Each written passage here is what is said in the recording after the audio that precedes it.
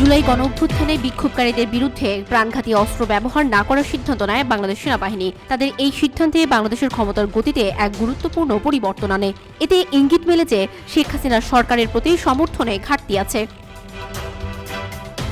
ভয়াবহ চাপ ও ব্যাপক অস্থিরতার মুখে শেখ হাসিনা 5ই আগস্ট পালিয়ে ভারতে চলে যান। 2024 সালে বিশ্বে ঘটে যাওয়া নির্বাচন ও তার পরবর্তী বিভিন্ন পরিবর্তন নিয়ে এক রিপোর্টে এসব কথা লিখেছে টাইমস অফ ইন্ডিয়া। এতে বলা হয় 2024 সালের 7ই জানুয়ারি পঞ্চম দফায় বাংলাদেশের প্রধানমন্ত্রী নির্বাচিত হন শেখ হাসিনা। অভিযোগ আছে এই নির্বাচনে ব্যাপক জালিয়াতি ও সহিংসতা হয়েছে। জাতীয় সংসদের 300 আসনের মধ্যে 224 আসনে জয় পায় আওয়ামী লীগ। আওয়ামী লীগের সঙ্গে সংশ্লিষ্ট এমন অনেক প্রার্থী স্বতন্ত্র নির্বাচন করেন। স্বতন্ত্র প্রার্থীরা 62 আসনে জয় পান। প্রধান বিরোধী দল বাংলাদেশ জাতীয়তাবাদী দল বিএনপি এই নির্বাচন বর্জন করে।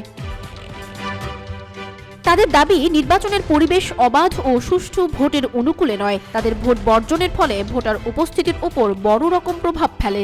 বলা হয় শতকরা মাত্র 41.8% ভোট পড়েছে। এটা বাংলাদেশের ইতিহাসে সবচেয়ে কম ভোট পড়ার অন্যতম ঘটনা।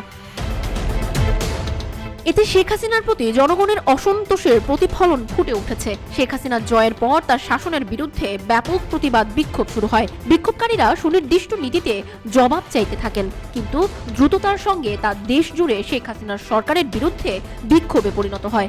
সরকারের রাজনৈতিক নিষ্পেষণ ও অর্থনৈতিক অব্যবস্থাপনার বিরুদ্ধে লাখো মানুষ র্যালিতে যোগ দেন। বিক্ষোভকারীদের বিরুদ্ধে নিরাপত্তা রক্ষাকারীরা সহিংস দমন পীড়ন চালায়। এর ফলে হতাহতের ঘটনা ঘটে। কমপক্ষে 1500 মানুষ নিহত হন।